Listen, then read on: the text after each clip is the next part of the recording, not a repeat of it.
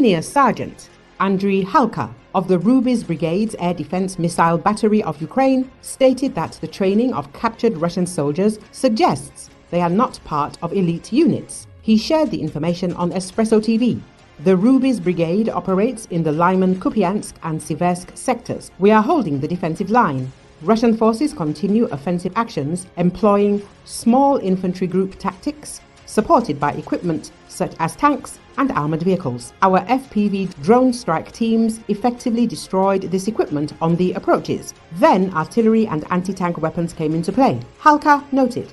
According to the senior sergeant of the Air Defense Missile Battery of the Rubizh Brigade, the logic behind these assaults appears to be aimed at wearing down Ukrainian soldiers who are constantly stationed in the trenches. However, the tactic seems irrational as Russian troops conduct what are essentially suicidal attacks every morning.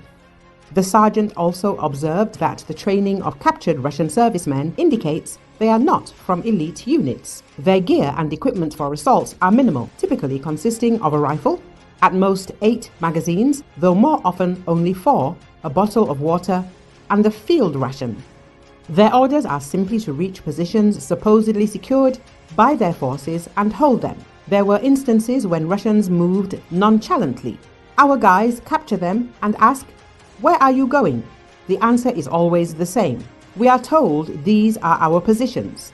Assaults truly happen daily. I was surprised the first time I saw 2 Russian soldiers just walking across an open field towards us, Halka emphasized.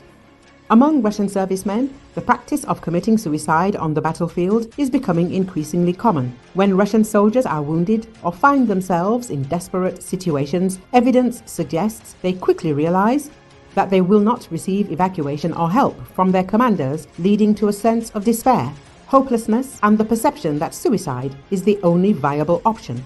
The situation is exacerbated by Russian propaganda, which actively spreads myths that soldiers captured as prisoners of war by the armed forces of Ukraine are subject to torture and abuse, thus making capture appear a worse alternative to death. Suicides are often the result of bullying, psychological pressure, and the feeling of despair among Russian soldiers, especially when they are left to fend for themselves.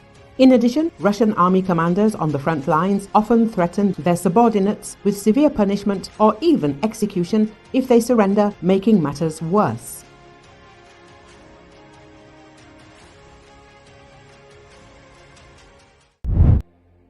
Insurgents breached Syria's largest city Friday and clashed with government forces for the first time since 2016, according to a war monitor and fighters, in a surprise attack that sent residents fleeing and added fresh uncertainty to a region reeling from multiple wars. The advance on Aleppo followed a shock offensive launched by insurgents Wednesday, as thousands of fighters swept through villages and towns in Syria's northwestern countryside.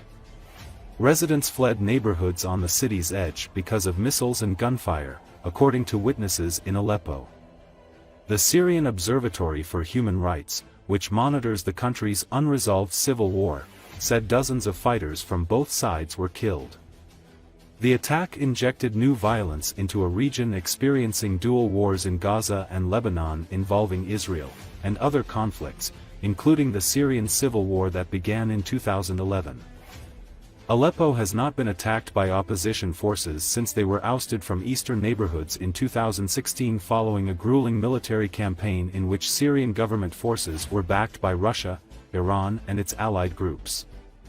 But this time, there was no sign of a significant pushback from government forces or their allies. Instead, reports emerged of government forces melting away in the face of advances, and insurgents posted messages on social media calling on troops to surrender.